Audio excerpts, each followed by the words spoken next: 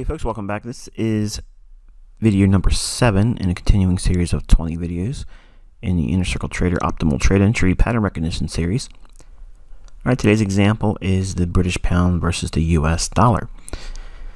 Alright, so here's our daily chart, and we're looking at the price action from today, and we're going to reference Thursday's price range using the rules that I've provided for you for this series. And here's Thursday's daily range, and obviously Friday is here. The low on this particular day on Thursday comes in at 121.65 and 8 pipettes. So our line is showing that. And the question is the day that you're sitting down in front of your charts, okay, is it likely to take the previous day's high out or the previous day's low? What's the market been doing all week? It's been reaching for the previous day's low. Previous day's low, taking it out. Previous day's low, taking it out. Previous day's low, taking it out. Previous day's low, taking it out. Okay. The classic support and resistance crowd in the retail market, they would have seen this low here because look what happened. It's pretty obvious, isn't it? I mean, it's took price up, didn't it? So this level here was the magic level. This was the real support level. And when it came back down into it, we had nothing. It just rolled right on into it. Oh, but what? This was the real one. My mistake. That's really what it was. It was this low here. That's the support level that you would look for. Well, that didn't do anything either.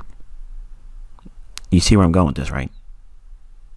Retail support and resistance theory is not the answer. It's not.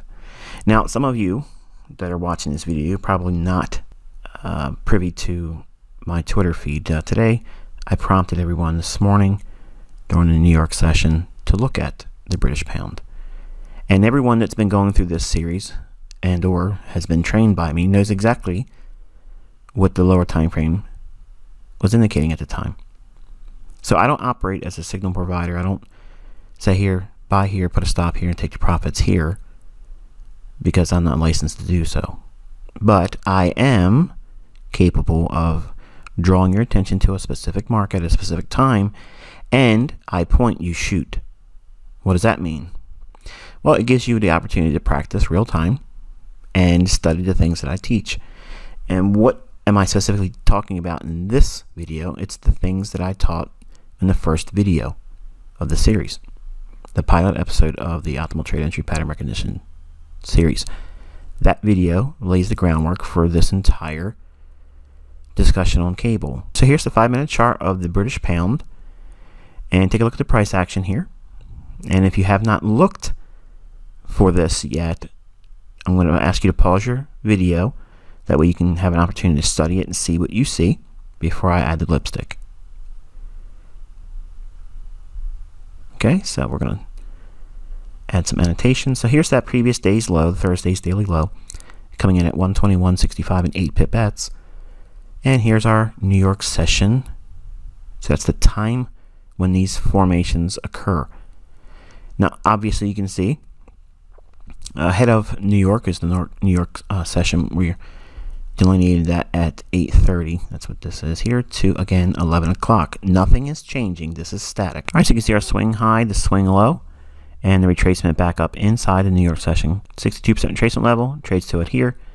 Remember, that's our suggested entry for studying and back testing this. And the market starts to break lower.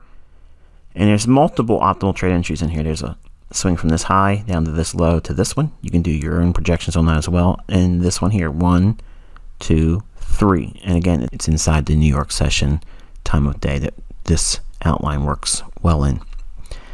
First scaling comes out at 40 pips down here at the range low, and then half of the standard deviation that makes up the Fibonacci range takes us down to 75 pips for a second scaling.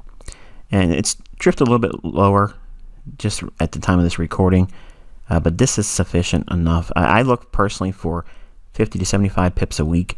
You can do very, very well with less than that. It's not absolutely mandatory that you take that much out of the market every time you sit down. This in itself is an opportunity to be short here and take 75 pips out from there. There's nothing wrong with that at all. It's very, very lucrative way of harvesting pips if you can find setups that offer and yield this gearing.